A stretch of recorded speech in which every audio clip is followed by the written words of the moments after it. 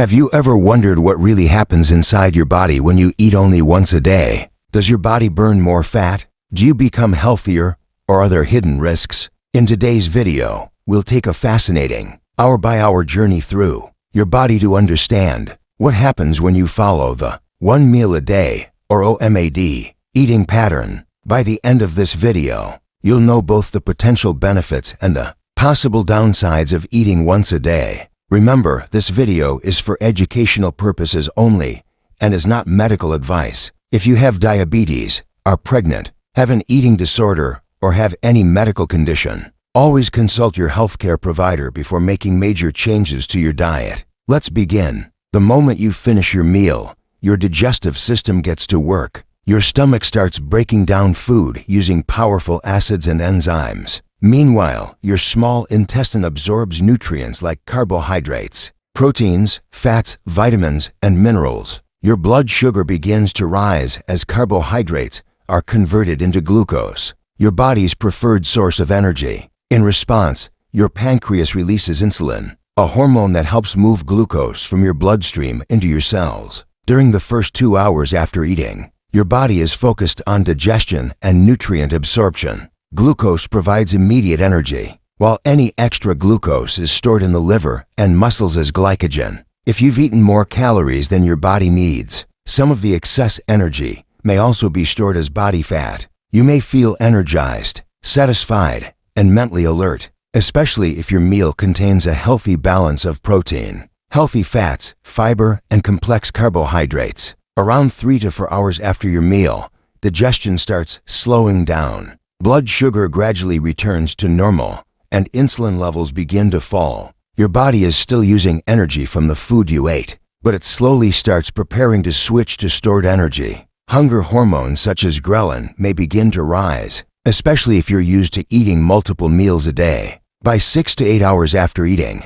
your body has absorbed most of the nutrients from your meal. Insulin levels are much lower now. To keep your blood sugar stable, your liver starts breaking down stored glycogen into glucose. This process ensures that your brain, muscles, and other organs continue receiving the energy they need. During this stage, many people begin to feel hungry, but some individuals who regularly practice intermittent fasting notice that hunger comes in waves and often disappears after a short time. Around 8 to 12 hours after eating, your body becomes more dependent on stored glycogen. Fat burning slowly begins to increase as insulin remains low. This doesn't mean your body suddenly burns large amounts of fat, but it gradually starts using more fat for energy than it did immediately after your meal. Some people report feeling more focused during this period because certain hormones involved in fasting may increase mental alertness. By 12 to 16 hours,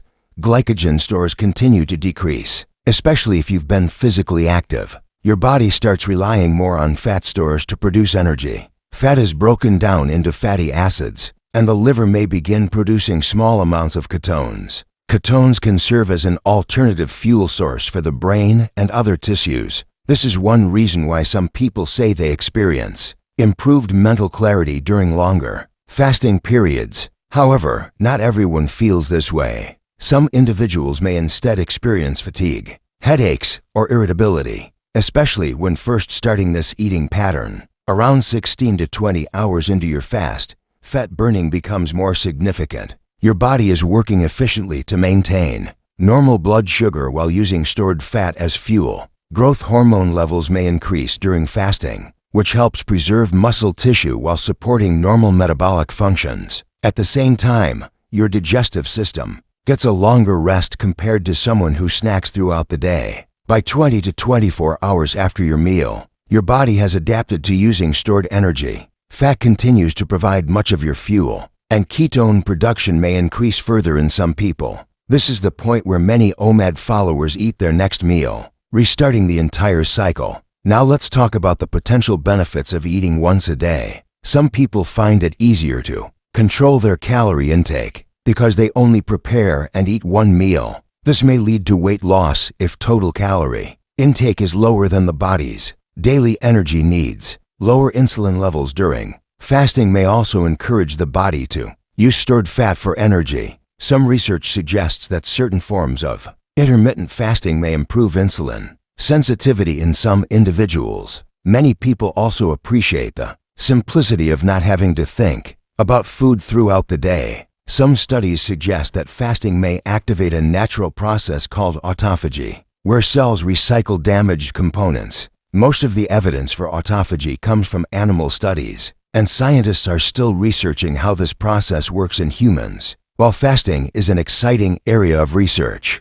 many claims about autophagy are still being studied, so it's important not to exaggerate its effects. Now let's discuss the possible risks. Eating once a day is not suitable for everyone. It can be difficult to get enough vitamins, minerals, protein, and fiber in a single meal. Some people may experience low energy, dizziness, headaches, irritability, or trouble concentrating, especially during the adjustment period. Athletes and people with physically demanding jobs may struggle to meet their energy needs. People with diabetes who take blood sugar-lowering medication may be at risk of dangerously low blood sugar if fasting without medical supervision. Some individuals may also overeat during their one meal, choosing large amounts of highly processed foods. In that case, eating once a day may not improve health at all. The quality of the meal is just as important as the timing. A healthy OMAD meal should include lean protein, vegetables, fruits,